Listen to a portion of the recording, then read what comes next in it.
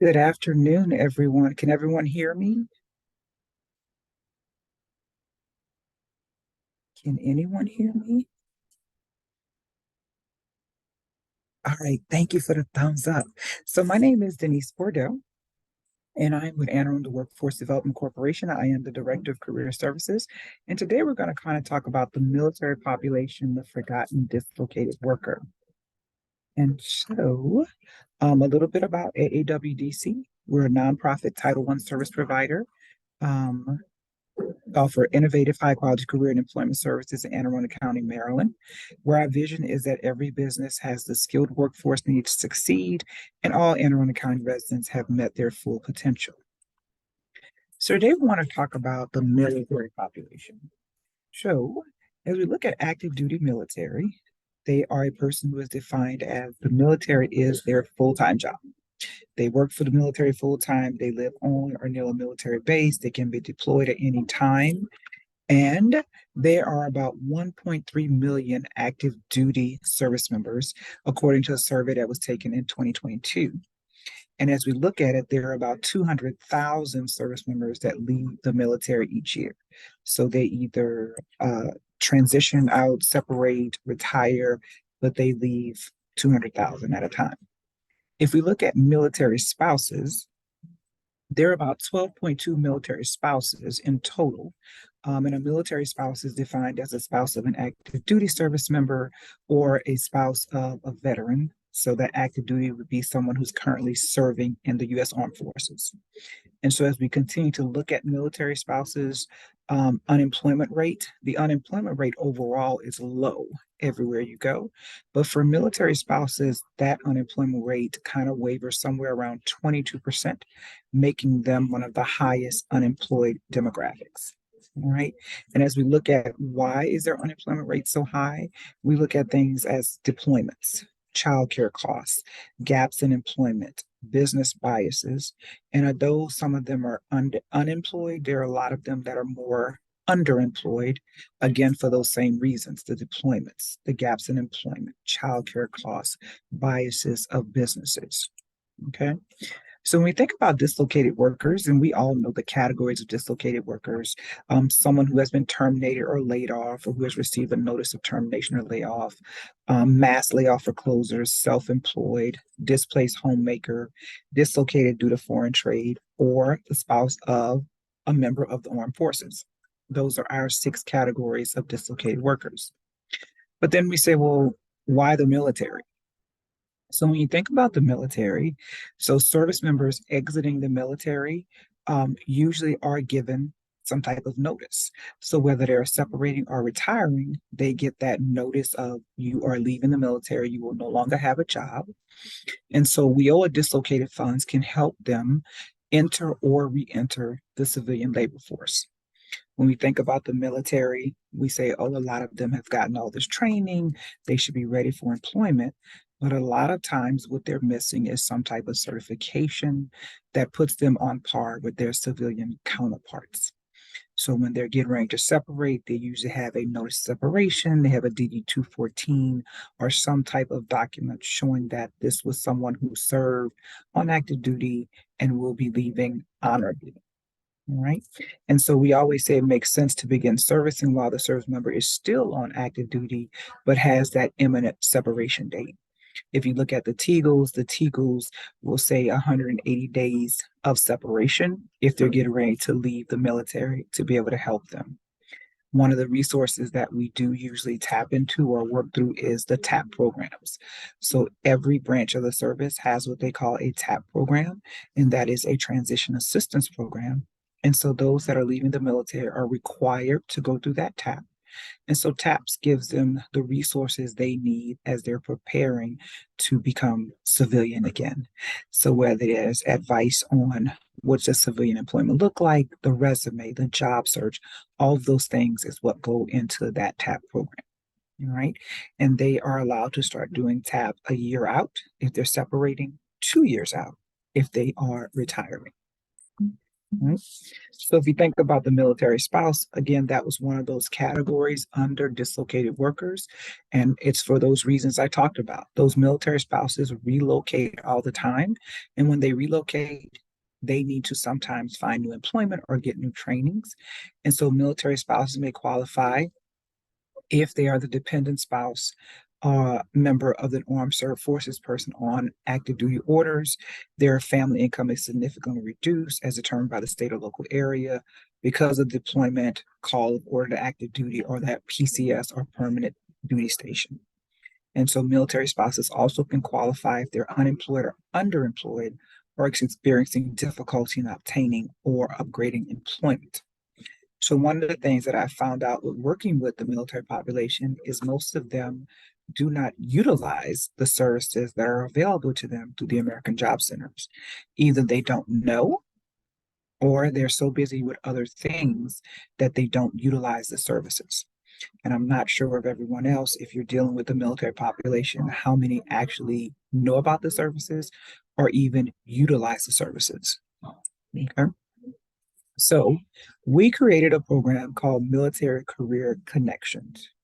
And so Military Career Connections is based on an MOU, so a Military of Understanding, that we signed with Fort Meade. So Fort Meade is the installation, one of the largest installations here in Anne Arundel County in Maryland. It is also the home of NSA and Cyber Command. And so we sat down with the garrison commander and we realized, number one, that there was a problem with spouse employment, but also the need to help those service members as they need. So our priorities were to partner to provide enhanced career services to the military population at and around Fort Meade. And so we had to say the word enhanced because the TAP programs offer something similar. So they assist them with the resume, interviewing, but those enhanced services would be what we could offer them, which would be the training, licensing, and certifications. And so that brings us to bullet point 2. So assisting transit service members by providing the license certifications and a connection to employment and addressing the issues of the high employment, unemployment, underemployment of military spouses, and also of veterans that were in the area. Okay.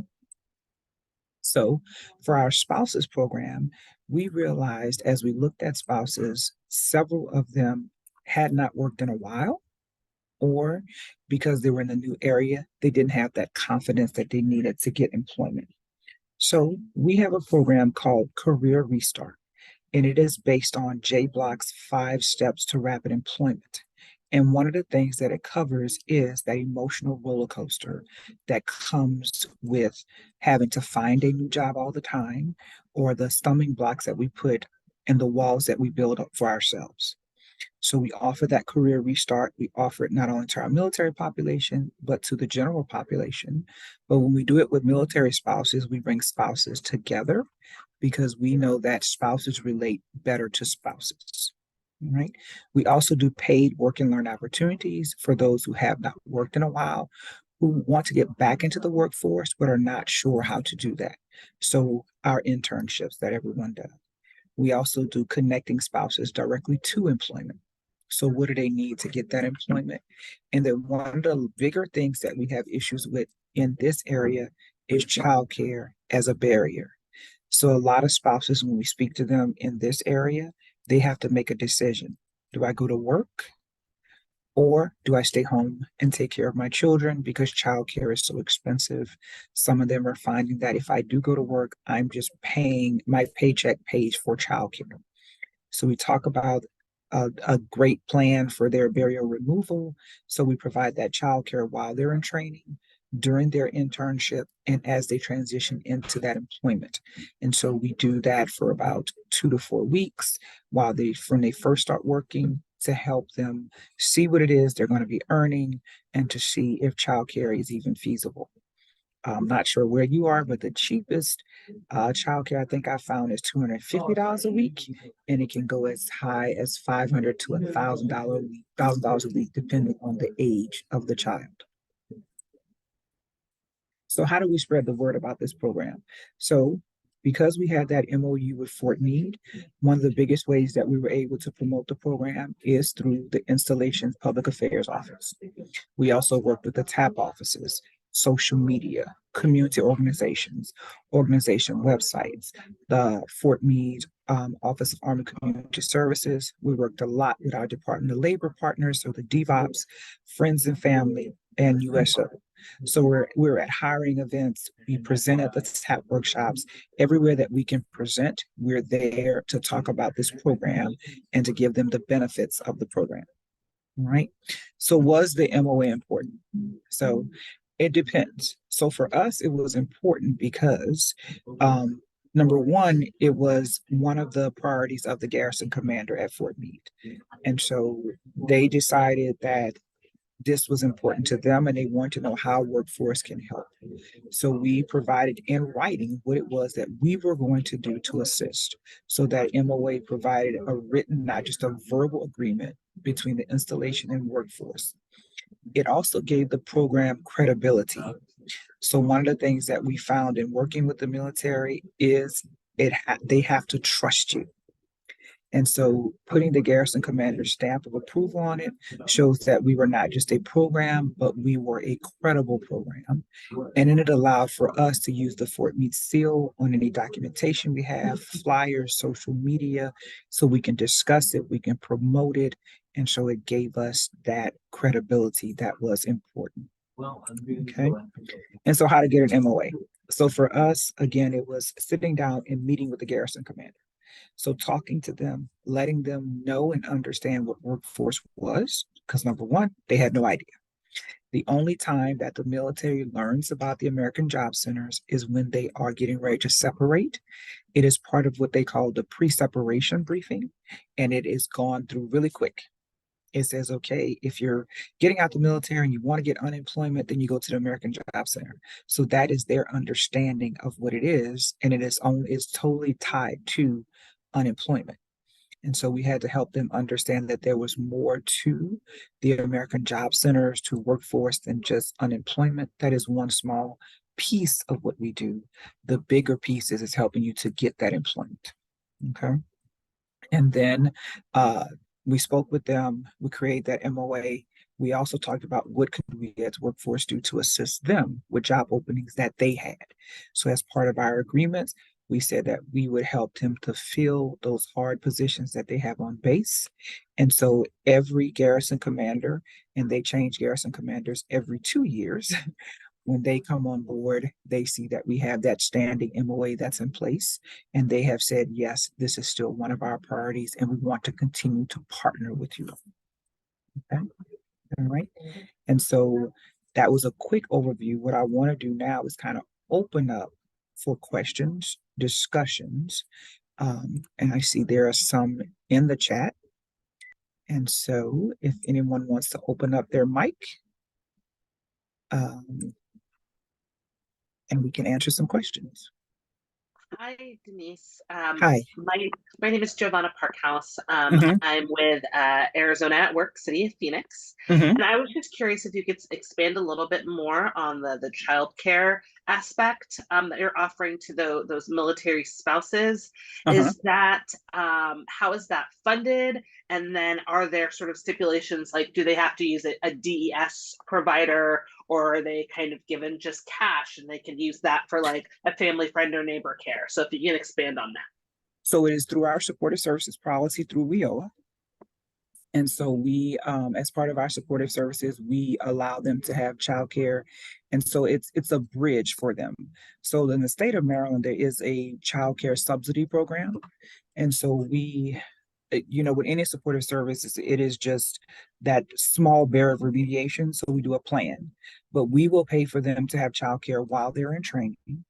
But that childcare has to be approved by the state and they have to be in good standing. And we will pay for that childcare cost. Because childcare prices vary so much, at first we were only paying $250. And we said, well, what happens to that person who's in training and their childcare is $300, $400? So we looked at the average amount of time that people are in training, and we took that cap off that childcare. But again, it was just a stepping stone, because while they're in training, we encourage them to apply for the state program. And the state program can take over, excuse me, once we stop utilizing our services. Okay. Thank you. You're welcome. I see there are a few other questions. Okay.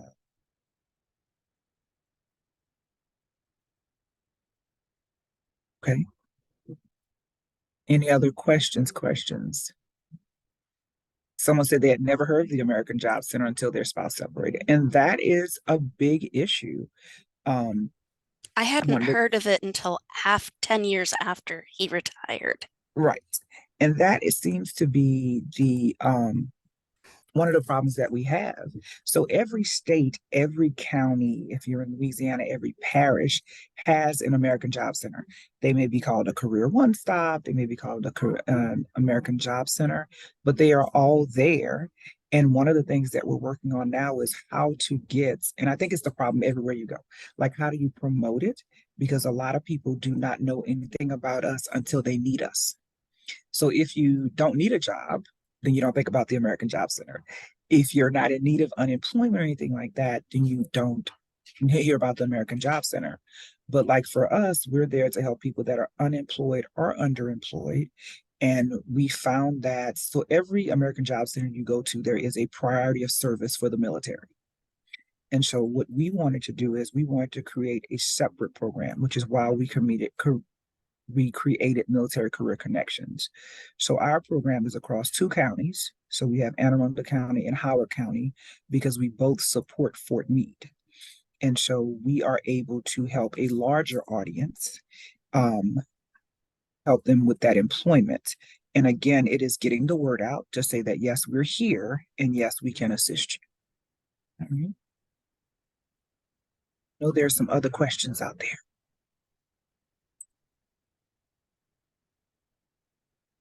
No other questions? Denise, can you hear me? I can, yes. Okay, so we have a question in the chat. They say their mic isn't working, but did you encounter a negative perception issue of WEOA or the state workforce office when starting your relationship with the base, and how did your team overcome that? So that's very interesting that you say that. One of the things that we're having, so in your American Job Center, you have the Department of Labor licensing and regulation. I can't remember what they're called these days. And then you have the WEOA side. And so it wasn't negative, but the relationship that's there is one that has to really be nurtured. So I have been working with our regional manager of the DevOps and Leavers to figure out how to create a better relationship with them, because it is a problem. Sometimes we feel like it's a competition and it's not, because I tell them what they do and what we do is something totally different. They don't have a funding source to assist. We have the funding source. Some things happen where things just kind of, the communication, I think, is the issue. So right now we're working on that line of communication of what happens if the person no longer works with the DevOps, they come and they work with us. And we all have our metrics. It's all about numbers. So how can we work together to make sure that they're getting the metric that they need and we're getting the metric that we need? So that is definitely something that we're working on right now, is what does a process look like, so that if you're working with that veteran and they say they need training, when they come to our side to get the funding, who's going to case manage them? And my thing is we can both case manage, but their goal and our goal is different. They want us to train them and then let them go. And we can't do that because, of course, our funding all deals with WEOA, deals with numbers in terms of employment. So we're trying to figure out now how best to both case manage that person so that we're both meeting our metrics.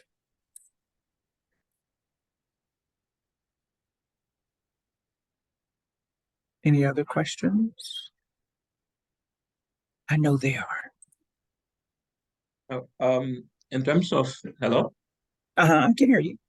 Okay. My name is Woodside Noel, and I wanted to know, you talk about the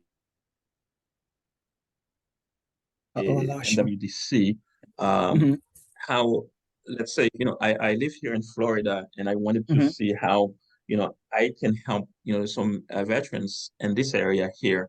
What is the connection to your program to help, to have access, with the military base, to have people that can participate in this program? So for our particular program, you have to be here in Maryland. And so there are, as I've presented this at NAUDUP, and we'll continue to have this conversation, there are a couple of other states that have, like Kentucky has a program, Washington State has a program. So there are a couple of different ones that have programs. What we started with was actually going to the TAP offices. So we reached out locally to the TAP office that was on that military installation. If the goal was to assist with transitioning service members, we reached out to them to let them know, hey, this is who we are and this is what we offer. And they allowed us to brief during the TAP workshop. And when there are times that I could not brief during the TAP workshop, I said, this is our information. Can you share it with them? And they were good with doing that. When it came to working with veterans in the area, we went to almost every organization that assisted veterans. So from the local area, the local Maryland Department of Labor, Department of Veteran Affairs, we went to our county Department of Veteran Affairs. We briefed them, talked to them, gave them information because we wanted to know how can we help them. Because again, the American Job Centers, as someone said, they had never heard of them before, it's like a secret for whatever reason. Until you need us, you don't know about us. But we want to make sure we're getting it on the forefront so people know about us at all times. Okay. And I can send you a copy of the MOU that we used, if that will be helpful. That will definitely be helpful. Yeah, so if you, I think my email was posted somewhere. If not, I will get that to you. It's on the slides, and I think the slides are going to go out. But please feel free to reach out to me. I'm trying to get my camera back up. I don't know, my computer's not liking me today.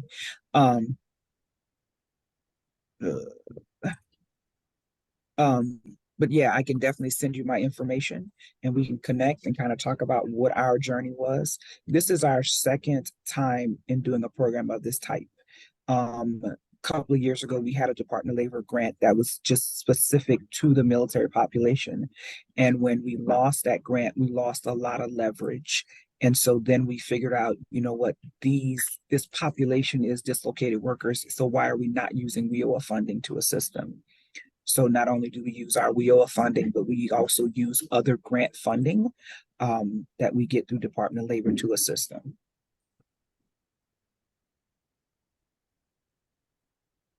Other questions? I see some in the chat. Yes. So Crystal, you said you are a DVOP in PA, and that is good. And so, like I said, they do promote our program, but I don't think the connection that's there is not as strong as it can be. And so I would love to talk to you to see how well you guys do that. And so what your process looks like, and if there were any issues when you first started, and how did you get those kinks worked out? Is Crystal still online? Uh-oh. Is Crystal still on the line? Maybe not.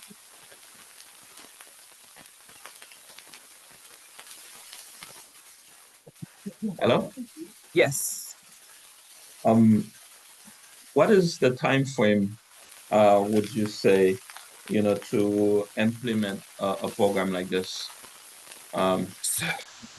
So from start to beginning, start to ending, or so when we actually did it, it took, so from beginning, from beginning to end. Yeah. From beginning. So we started, it probably took us about 6 to 9 months to get started, to look at the scope, to make sure that we had the right scope, to make sure we had the right eligibility, to read through the TGLs, and to make sure that we were looking at the right people, making sure that we were still looking at priority of service, and then it was the promotion. So promoting the program, promoting the program. And we started this second iteration of this program. It's only been going on for about 1.5 years. So within this year and a half, we've probably helped, I think, 85 people so far. So transitioning service members, veterans, and spouses combined. So whether it was getting them the training or connecting them with employment. And so our numbers continue to grow, and we have started connecting with local businesses in the area. Fort Meade is very clearance heavy. And so we're working with a lot of those companies who, one of the things that we found works really well for us, because employment is that metric, we get a lot of employers who have veterans. They come to us because they have the veteran who needs a job. They want to give them the job, but they're missing the certification. So they bring them to us. We're able to work through the entire process with them, make sure they're going into the correct type of job, making sure that their resume looks good, getting them the certification to get that job. But one of the things that we also do is we do career progression. And so for some of them, it may be just an entry-level job, but through our retention piece, we have our career progression person who reaches out back to them after 6 months, 9 months and said, okay, hey, you got this job because you were leaving the military, you needed employment, but is this the right job for you? And if it isn't, how can we help you find a better job and look at career progression? Okay. And so, go ahead. Go ahead. How can we partner? How can we partner with your organization to try to lessen the time to implement a program? Because 6 to 9 months, that's a long time. It and is. If there are some processes in place, to shorten the time, I'd really love to take a look at it, and then I'm sure everybody in the hall as well would love to have Yes, please. My some kind of email, understanding on how my they could email, reduce the time to them. you have my email address.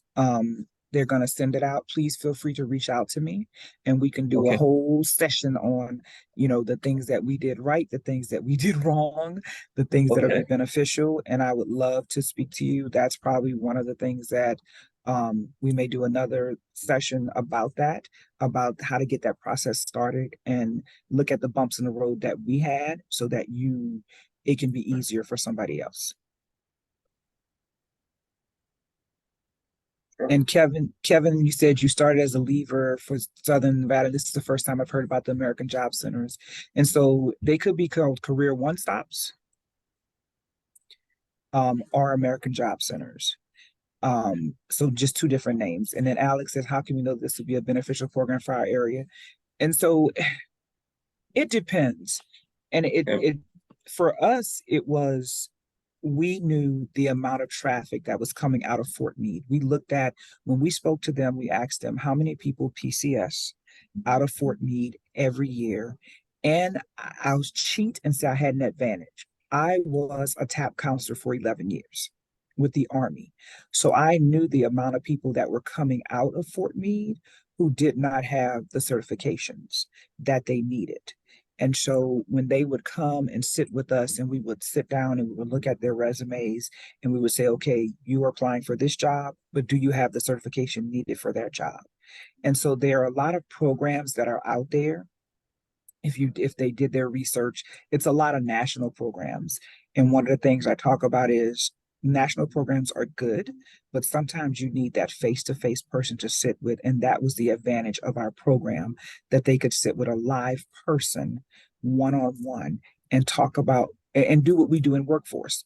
We develop that IEP with them. We help them to look at the career exploration. We help them to look at the amount of money they could make. We help them to look at all those things they needed to do. And all that, along with just offering the certifications, was what made it beneficial. And so here in Anne Arundel County, we not only have Fort Meade, but we also have the Naval Academy. We have the Coast Guard Yard. So we have 3 installations that are near us. And so we were, as you think about the number that are PCSing every year out of that, it was very beneficial for us. And even if they did not come through us, they knew about the American Job Centers.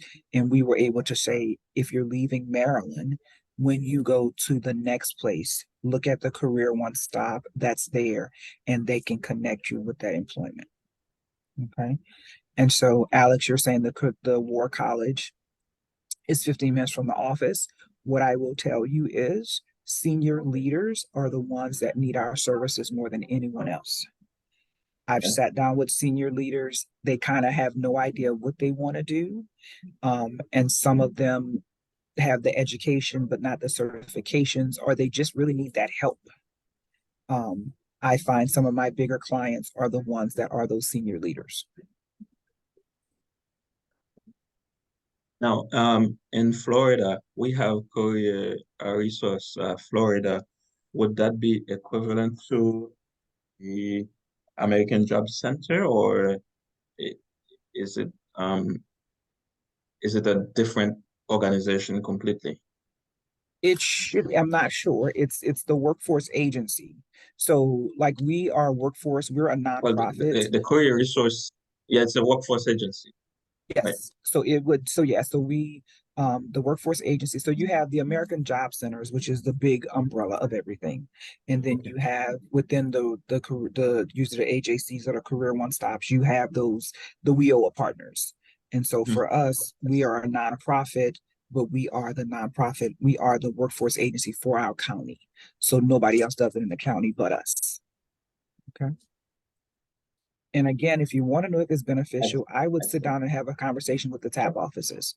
Look at what the trends are in terms of people that are separating, those that are retiring, and is it something when they leave, what are they lacking?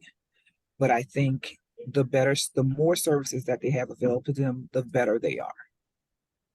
Like a website you go for the TAP offices, or is it through the VA? So no, the TAP offices are actually directly with the installations. And so so we at Fort Meade, we have Army, we have Navy, and we have Air Force, and they all have a transition office on base that the service members go to as they're getting ready to transition out. Okay. Good questions. Any other questions for me? I know we've kind of gone over. I'm sorry. Okay. I guess this is very good information for us, to strategize, Yes, and like I said, if you want to schedule time to talk with me, please feel free to send me an email. We can schedule some time to talk. You'll have these PowerPoint slides, and there's a few more that I can add to this that gives you a little bit more information. But for us, it has been a very beneficial program. It is something that we want to continue to do. One of the things that we're looking to do, and I don't know how many of you have heard of the Skill Bridge program. So the Skill Bridge program is the next thing that we're looking to be a part of. And the Skill Bridge program allows service members, when they're in that 180 days, to come off of active duty while still getting paid and doing some type of training or working for a civilian employer. So that is the next step in our process to become a Skill Bridge program. So you'll hear more about that. We'll do another, once we're successful on that, we'll do another presentation at NAWDA or another 30-minute session to talk about, is it beneficial to do a Skill Bridge program as a workforce agency?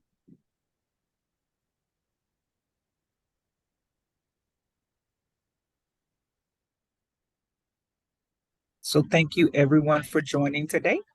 And you will get a follow-up email that has my contact information and the slides. And if you are interested in getting a copy of that MOU, please feel free to email me. Okay. All right. Thank you. Thank you. Have a great day. Okay. Bye-bye. Bye-bye.